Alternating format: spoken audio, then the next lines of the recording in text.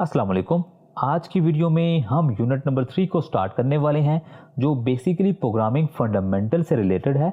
और इस लेसन में हम सीखेंगे या समझेंगे, अंडरस्टैंड करेंगे वेब डेवलपमेंट को और डिफ्रेंशिएट करेंगे वेबसाइट्स और वेब एप्लीकेशंस में। और साथ में हम एक स्टैटिक वेबसाइट बनाना सीखेंगे और बेसिकली वो HTML पे होगा और आपको यहाँ पे बेसिक HTML सिखाया जाएगा और CSS से रिलेटेड।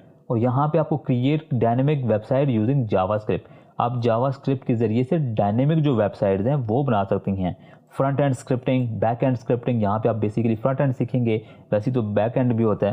तो आपको ना बेसिकली यहाँ पे ना वेब पेज डेवलपमेंट का तरीका बताया जाएगा जिसमें आप जावास्क्रिप्ट को यूज़ करेंगे, CSS को यूज़ करेंगे और HTML को यूज़ करेंगे। 3.1 इंट्रोडक्शन बेसिकली यहाँ पे इस प्रोग्रामिंग या यूनिट 3 की इंट्रोडक्शन है। The world wide web, WWW, आपने अक्सर इसको यूज़ किया होगा वेबसाइट को असेस करने के लिए। बेसिकली इसको कहा जाता है वर्ल्ड वाइड वेब, जिसका शॉर्ट फॉर्मेट है। Development has made it easier to share information and data in many format, कि इसने बहुत आसानी कर दिया इन्फॉर्मेशन शेयर करने में, वो किसी भी फॉर्मेट में हो सकती है, मनी फॉर्मेट्स में, which is becoming more prevalent and essential in your every day list, कि ये आपका एक तरह से बहुत ज़रूरी हिस्सा हो गया, आपके पार्ट ऑफ लाइफ का हो गया। ठीक है जी। अभी आपका जैसे ना कि इंटरनेट के बगैर बंदा कहता है ज़िंदगी गुजरती ही नहीं है।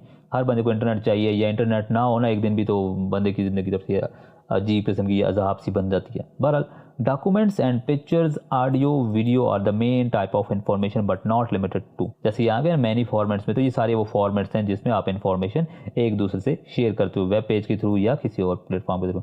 Specially the rise of social media, the links and tags of information enable you to share and search related information on the internet। कि भाई जैसे सोशल मीडिया का रुझान बढ़ रहा है, लोग यूज़ कर रहे हैं, तो आप लोग लिंक्स वगैरह और टैग्स करते हो, किसी भी स्पेसिफिक इन्फॉर्मेशन में वीडियो में टैग कर देते हो, किसी दोस्त को इन लिंक शेयर करते हो, वीडियो टैग करते हो, तो ये उस तरह की बात कर रहे हैं। Additionally the dynamic nature allow changing the content of individual and group of people. For example, the content of the website remains same however visited, but after logging in as a member customized data is shown। अब यहाँ पे क्या कहते हैं जी, content of website remain same whoever।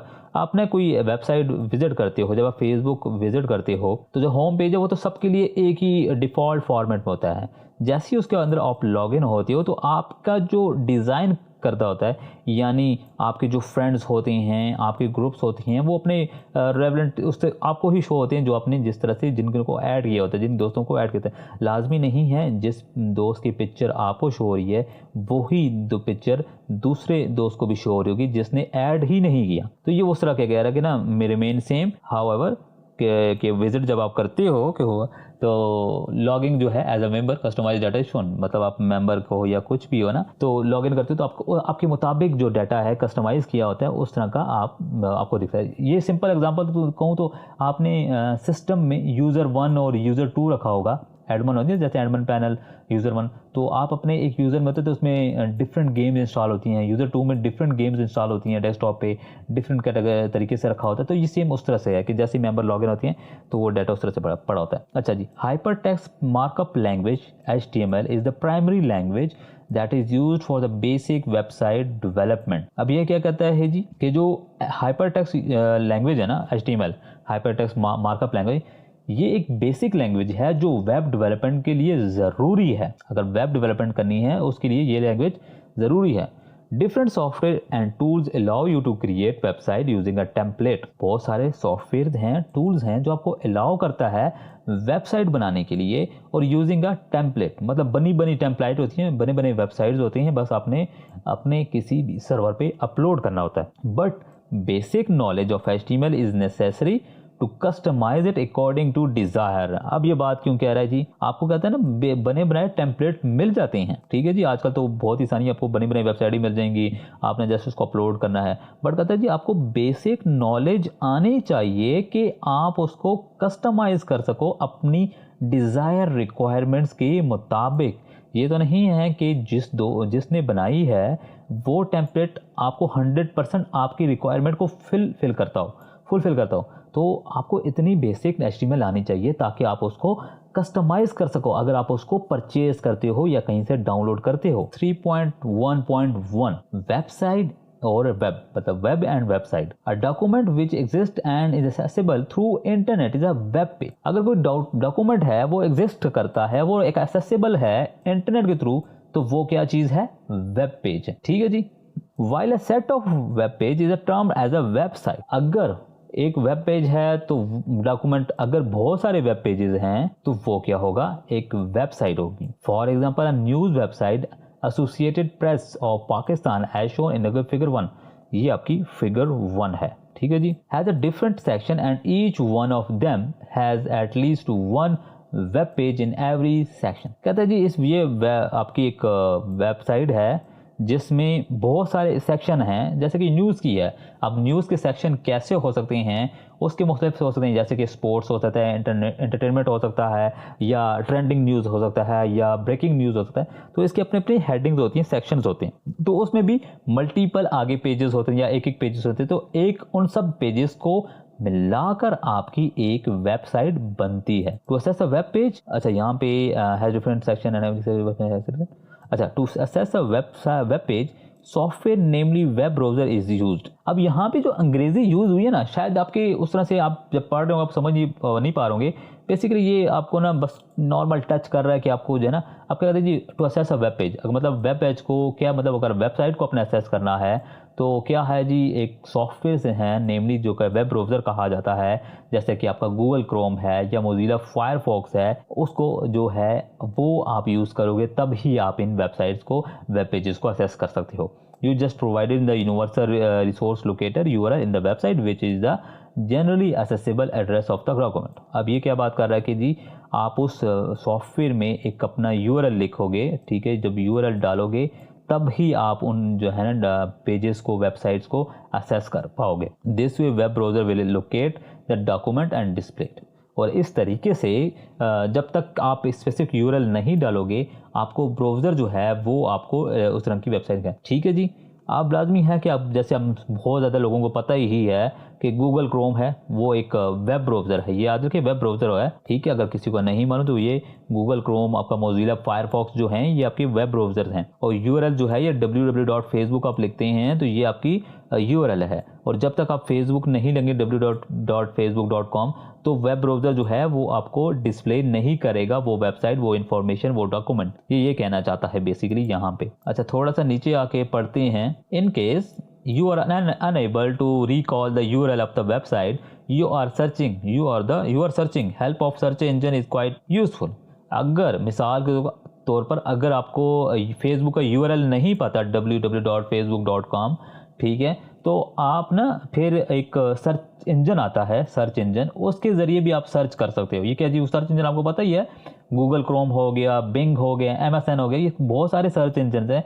आप basically ज़्यादातर familiar होंगे गूगल से। तो search engine provide the service to seek relevant information based on the keyword you have entered. कहते हैं जो भी जो सर्च इंजन में जो आप कीवर्ड डालते हैं ना, कीवर्ड जो भी है, जैसे कि आप अभी कीवर्ड डालें गूगल में NBF स्टडी हब ना, जैसे आप डालेंगे तो बेसिकली ये जो NBF है ये आपका एक कीवर्ड है, और ये स्टडी हब जो है ये भी आपका एक कीवर्ड हो गया। ये दोनों कीवर्ड हैं। फिर इनको अब गूगल जो है या सर्च इंजन है वो इस कीवर्ड के रेलेवेंट इन्फॉर्मेशन शो करेगा कहाँ वेबसाइट पे या किसी वेबसाइट पे, जहाँ ये वेबसाइट पे NBF लिखा हुआ है, स्टडी हब लिखा हुआ है, या इन दोनों को कंबाइन करके लिखा हुआ है, तो वो आपको उस हिसाब से डाटा दिखाता जाएगा। ठीक है जी, वो सारी ये बात कर रहा है। The search engine on the basis of keyword create different combination and search is the relevant information, कि वो एक डिफरेंट कॉम्बिनेशन को क्रिएट कर लेते हैं। जैसे मैंने कहा ना, वो पहले सर्च करेगा ये दोनों जहाँ पे वर्ड्स इकट्ठा यूज़ हुए हैं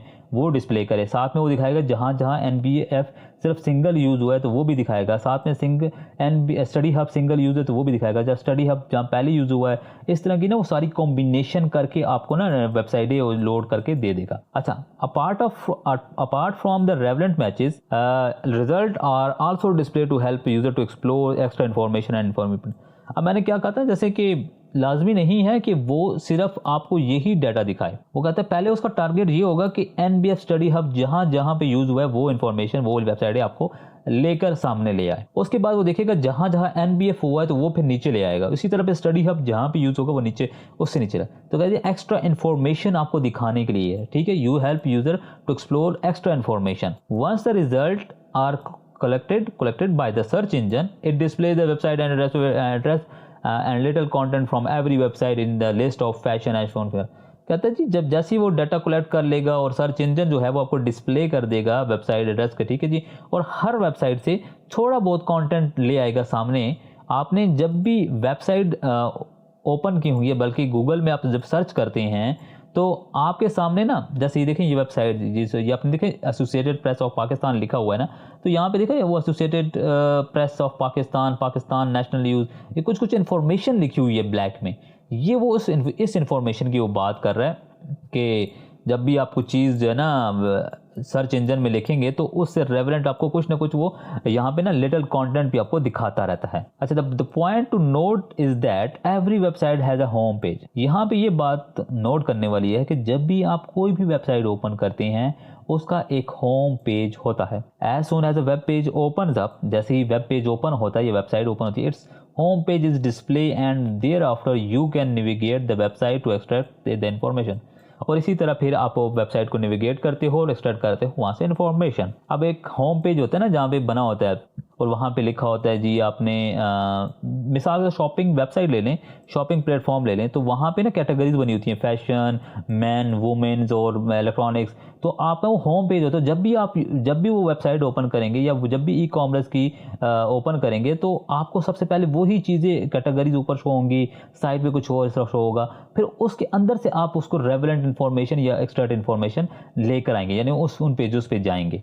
आगे समझ, जैसे आप दराज पे विजिट करते हैं तो आपको ना वहाँ पे ना कैटेगरी वाइज प्रोडक्ट शो की जाती हैं या कैटेगरीज लिखी होती हैं, आप स्पेसिफिक कैटेगरीज के अंदर जाके वहाँ से प्रोडक्ट को सर्च करते हो। अच्छा, every website and relevant pages need to be uploaded to a web hosting services. ये थोड़ा सा मतलब बाकी चीज़ों से अलग है।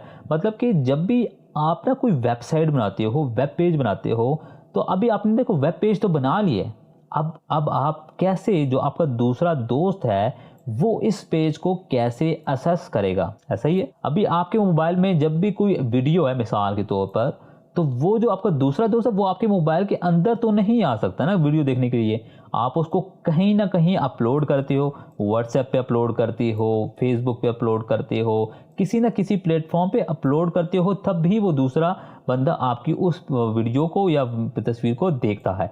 इसी तरह जब आप वेब पेज बना लेते हो, वेबसाइट बना लेते हो, तो जो थर्ड पर्सन है, जो भी यूज़र्स हैं, वो आपकी वेबसाइट को कैसे देखेंगे?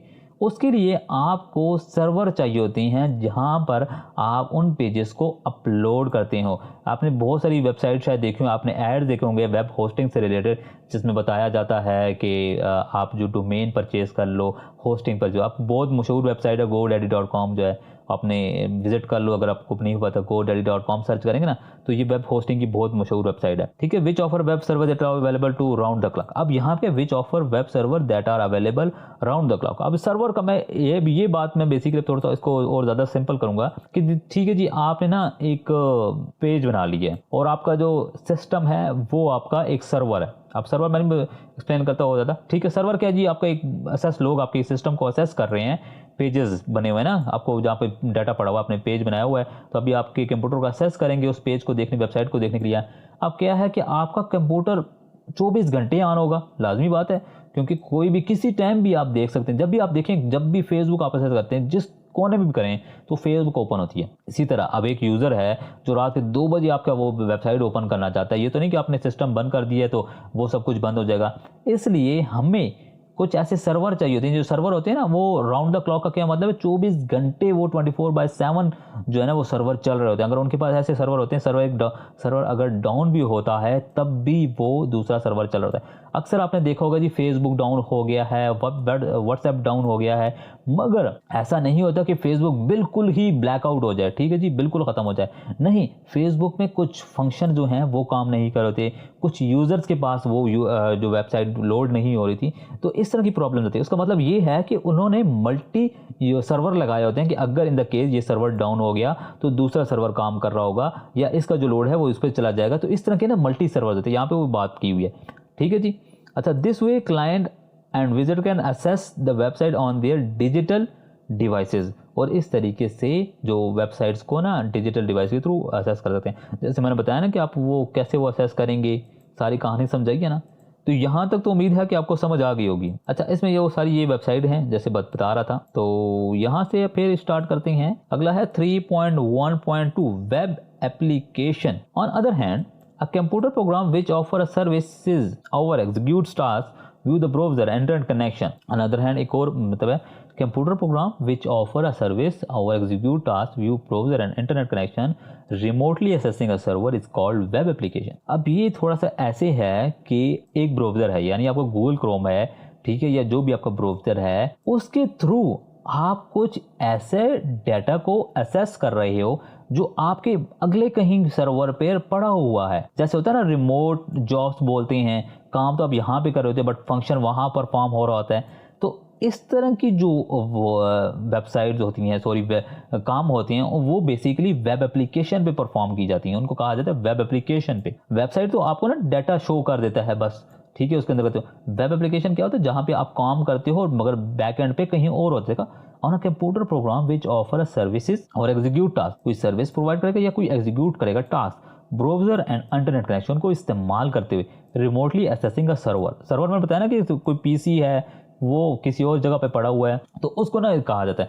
तो अपना उस सर्वर को एक्सेस कर रहे हो काम करने के लिए, कोई भी काम टास्क परफॉर्म करने हो, कुछ भी कर रहे हो, is called a web application. आगे यहाँ पे समझ बेसिकली वेब एप्लीकेशन क्या होते हैं और वेब पेजेस क्या होते हैं, वो वेबसाइट क्या होती है। Through web browser a web application can be visited by users like a customer relation management system which handles retailing supplies promotion customer feedback etcetera. अब ये क्या है, इससे ना मैं एक रिलेटेड आपको बताऊंगा। आप भी कभी भी ना एंडियोर सर्विस बाटा किसी भी ना शॉप पे चले जाएं, वो जब आपको बिल बनाएगा ना, तो आपने ना उनकी सिस्टम जो है, वो सिस्टम है ना, वो कंप्यूटर है, उसकी स्क्रीन पे आपने एक नज़र रखना। वो ना एक स्पेसिफिक वेब ब्राउजर ही होगा बट उस पर ना एक अलग से एक वेब पेज लोड होगा जिसमें ना डिफरेंट वो कैलकुलेशन होगी। मतलब आपके वहीं पे वो डाटा एंट्री करेगा कि कौन सा शूज़ ले लिया है, क्या कर लिया है, मगर वो बैक एंड में ना कहीं और वो उसका डाटा वो अपलोड हो रहा होता है या वो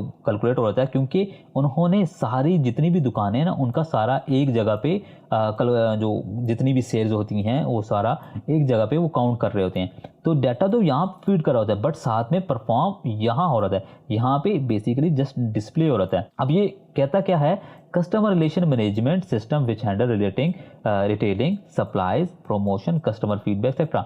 इसी तरह कोई एक सॉफ्टवेयर होती हैं जो यूज़र्स को दे दिए जाते हैं, या आपने जब भी कोई कंपनीज हैं प्राइवेट कंपनी, तो वह एक वेब एप्लीकेशन बनाती हैं जो उसके अंदर ना लॉगिन पैनल्स होती हैं, उसमें डिफरेंट लोग जो हैं लॉगिन करके अपने अपने टास्क परफॉर्म करते हैं। अब वो अभी आपके ना पीसी पे कोई भी बैठ जाएगा तो वो लॉगिन करेगा बट टास्क परफॉर्म होगा, लाजमी नहीं कि वो इस सिस्टम पे होगा, बेसिकली वो पीछे किसी और सर्वर पे होता है, वहाँ पे होता है। अगर वो इस सिस्टम पे बैठा है, वो तो पहले तो इस सिस्टम पे काम कर रहा था ना, तो वो इस सिस्टम पे कैसे आएगा, क्योंकि वो बेसिकली यहाँ पे काम कर रहा होता है। इसलिए फ़र्क नहीं पड़ता कि वो यहाँ पे काम कर रहा हो या यहाँ पे काम कर रहा हो या इस पे काम कर रहा हो, वो जस्ट लॉगिन करेगा और वो इस काम पे यहाँ पे काम पे परफॉर्म कर लेगा। तो ये भी एक वेब एप्लीकेशन का फ़ायदा होता है। ये सारा वही बता रहा है, देखें customer feedback promotion rating supply, ये डिफरेंट काम है, ठीक है जी, etcetera. At the back end there can be more than one server. देखिए बैक एंड पे मैंने कहा ना कि वो बैठा यहाँ पे होता है सीपीयू पे, बट बैक एंड पे काम हो रहा है। वो कहता है यहाँ पे लाजमी नहीं है कि एक ही सर्वर हो, मल्टी सर्वर भी हो सकते हैं। जैसे मैंने बताया फेसबुक की मिसाल दी है कि आपने अक्सर न्यूज़ में सुनते हो कि फेसबुक का सर्वर डाउन हो गया है बट वो फिर भी चल रहा होता है। तो ये तरह की ये क्या होता है जी, मल्टी सर्वर यूज हो रहे होते हैं for each type of task for single server handling all the request and managing it, ठीक है जी। और वही कि मैंने आपको पहले वो बताया ना कि फेसबुक में आपने देखा होगा काम कर रही होती हैं मगर कुछ चीज़ें काम नहीं कर रही होती ना, तो इसी तरह वो यहाँ पे बात की हुई है कि अब at the back end there can be more than one server each type of task are a single server handle और all other request are manage.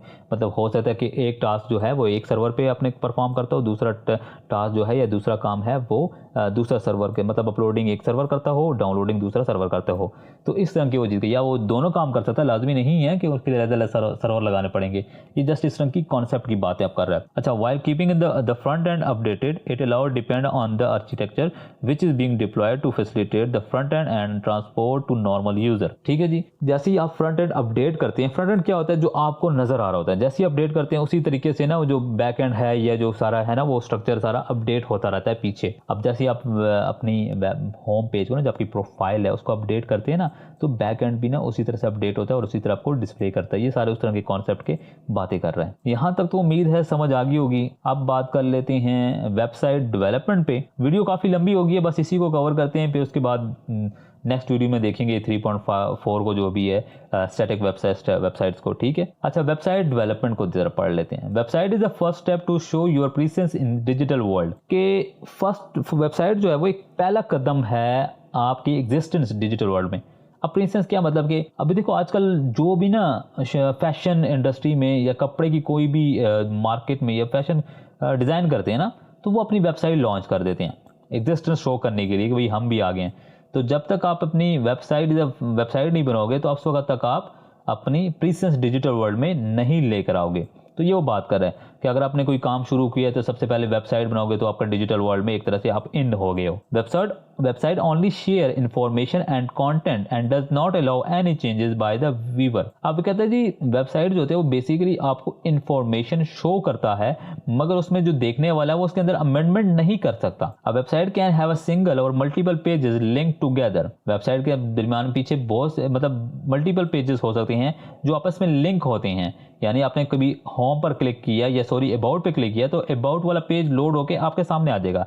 इसी तरह का आपको कॉन्टैक्ट का पेज क्लिक किया है बटन पे तो जो पीछे कॉन्टैक्ट का पेज है वो आपके सामने लोड हो जाएगा। आपने देखा होगा जब भी आप किसी बटन पे क्लिक करते हैं किसी करते हैं तो आपका जो ब्राउज़र है वो एक दफ़ा लोड होता है और एक नया पेज खुलता है। वो बेसिकली एक नया पेज है आपके वेबसाइट्स के मल्टीपल पेजेस होने की वजह से। अच्छा वो ये बात कर रहा है, ठीक है। For example you can create a personal page of your interest highlighting your hobbies activities and passion. अगर आप एक वेब पेज बनाओ जहाँ पे ना अपनी बारे में इंफॉर्मेशन दो, हॉबीज लिखो, एक्टिविटीज लिखो, पैशन लिखो, ठीक है जी। उसके बाद कहते हैं you can share your ambition and achievement like if photography is your hobby you can upload picture albums on the website on the separate page. अगर आप कहते हैं जी अगर आपकी हॉबी है वो आपके क्या है फोटोग्राफी, तो आप वहाँ पे ना हॉबी लिख सकते हो फोटोग्राफी, बस उसके सामने एक बटन बना दो। ये तो जिक्र नहीं कि बटन बना दो, ठीक है, या उस पर क्लिक कर दो कि अगर आप मेरी पिक्चर्स वगैरह देखना चाहते हो। दूसरा एक पेज बना दो जहाँ पे आप अपनी जो है पिक्चर्स वगैरह अपलोड कर लो ना, इस तरह करके रख लो।